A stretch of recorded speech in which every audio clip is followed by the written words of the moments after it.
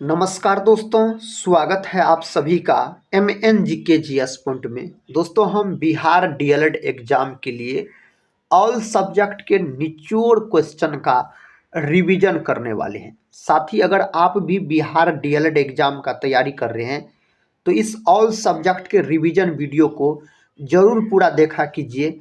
इस वीडियो का खासियत बात रहता है, हम कम समय में आपको अधिक से अधिक उस प्रकार के प्रश्न का गहराई में जाके रिवीजन करवाते हैं जो बिहार डीएलएड एग्जाम की दृष्टिकोण से बहुत ही महत्वपूर्ण है।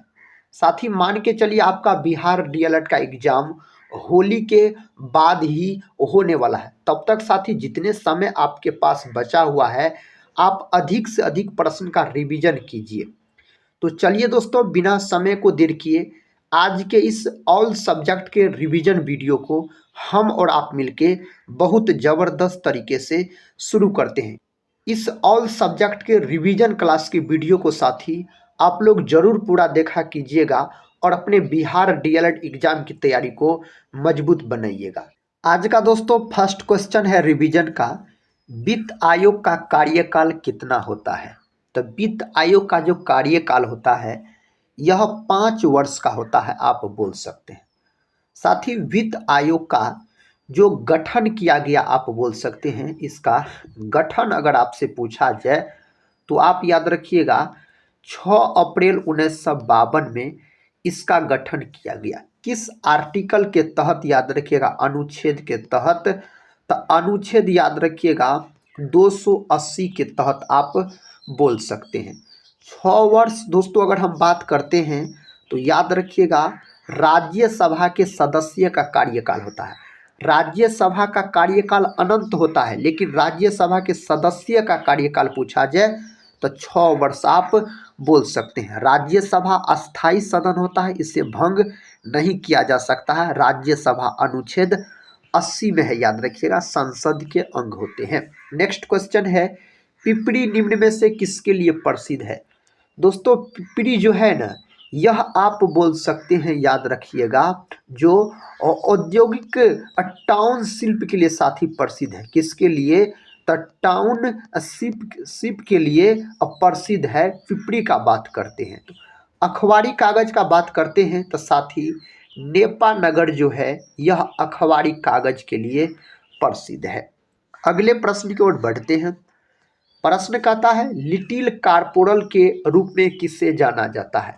तो इस रूप में साथ ही जाना जाता है नेपोलियन बोनापार्ट को। नेपोलियन बोनापार्ट का अगर आपसे जन्म पूछ लिया जाए, जो इसका जन्म कब हुआ था, तो इसका जन्म हुआ था 15 अगस्त 1769 में, याद रखिए 69 में साथ ही इसका जन्म हुआ था।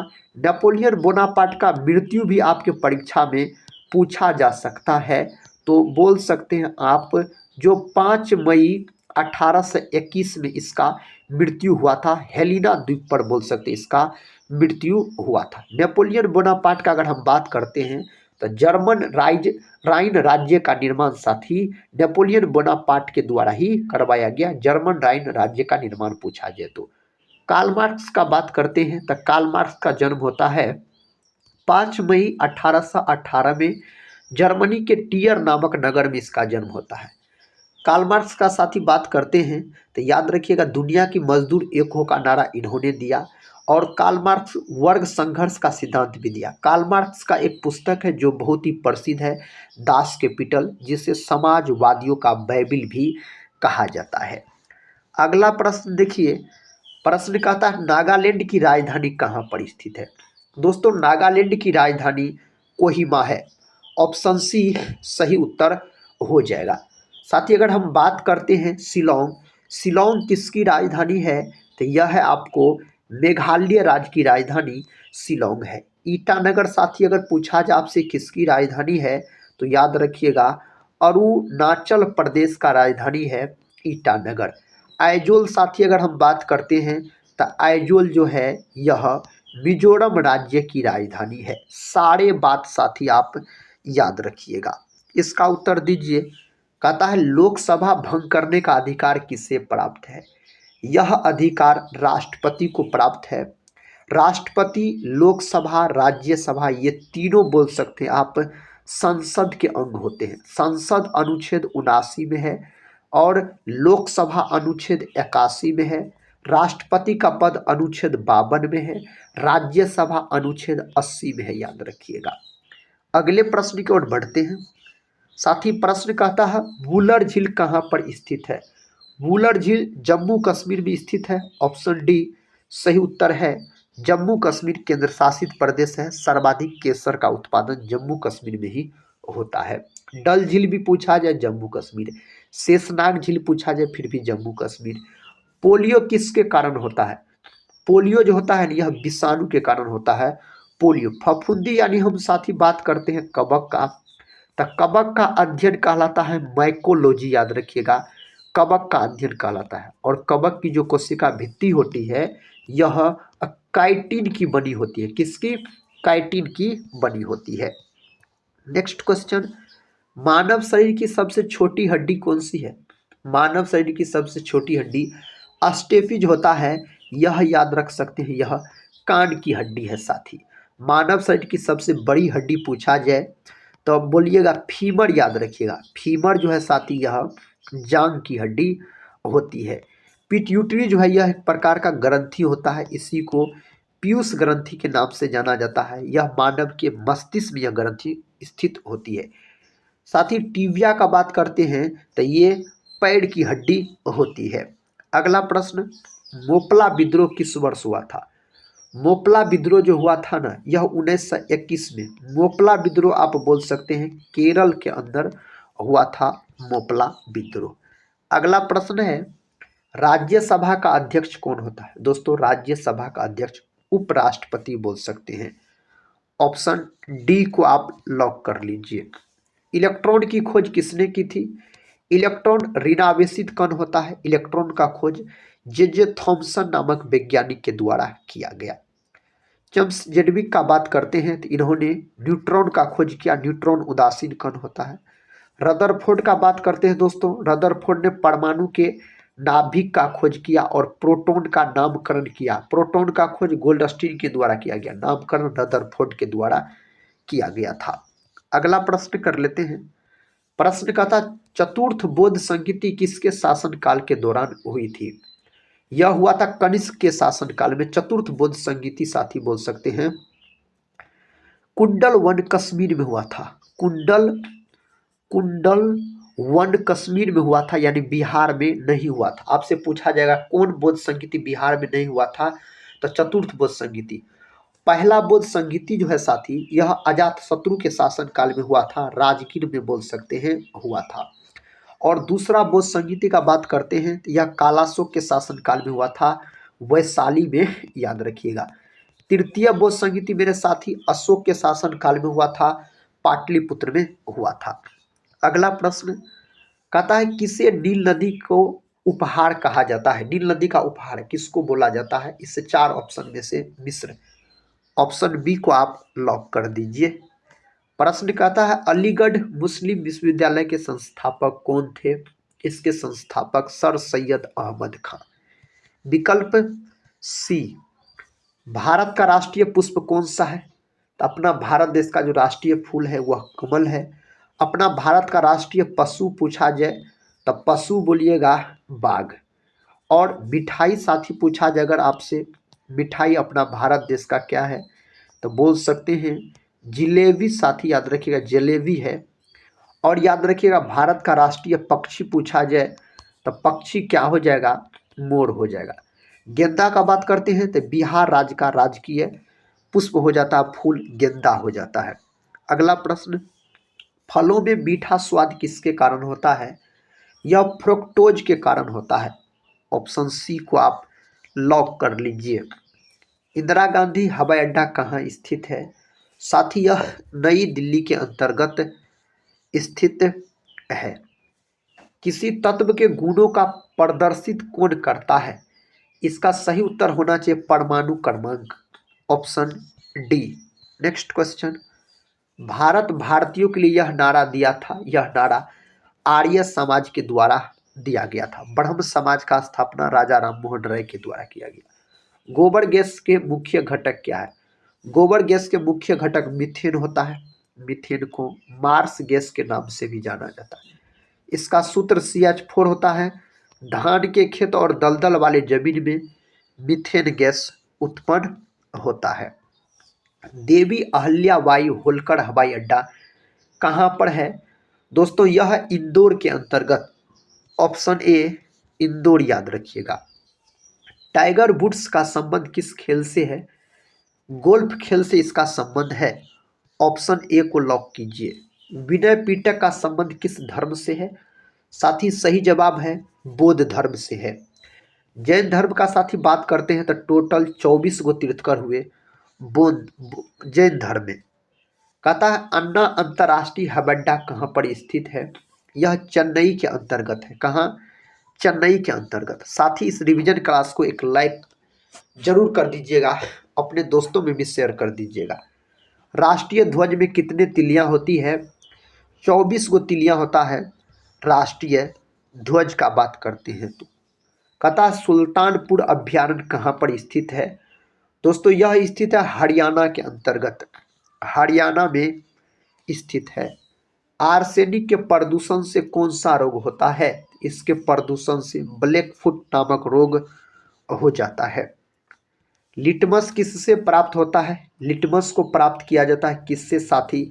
लाइकेन से। शैवाल और कवक का सहजीवी संबंध क्या कहलाता है?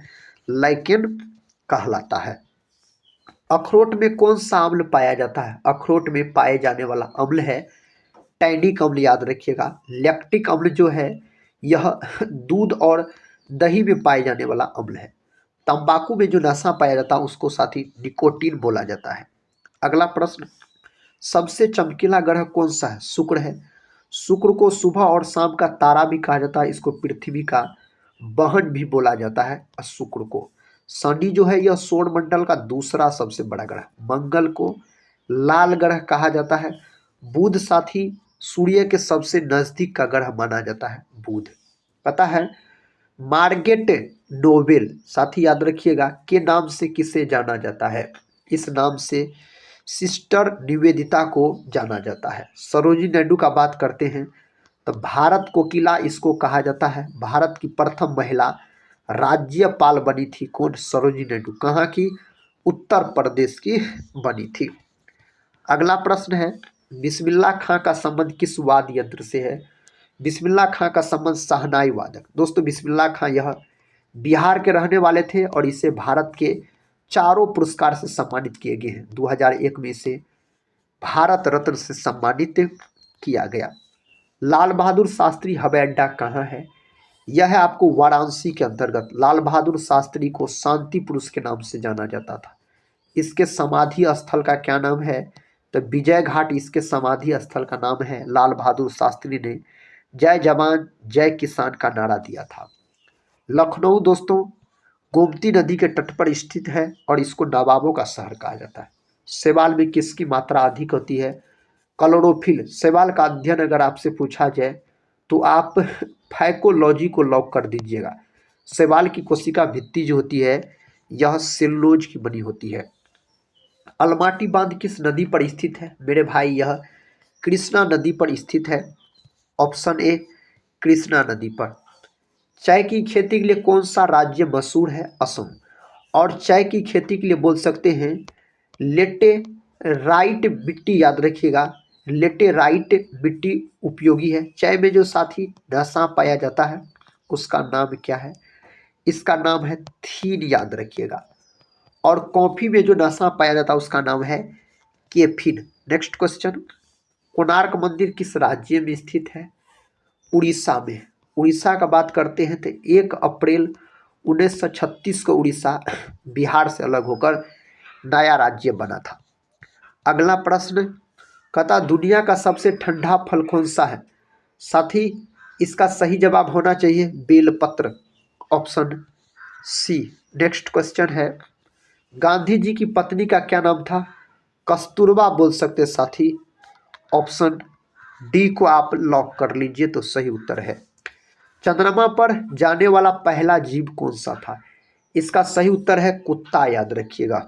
ऑप्शन बी कुत्ता हो जाएगा।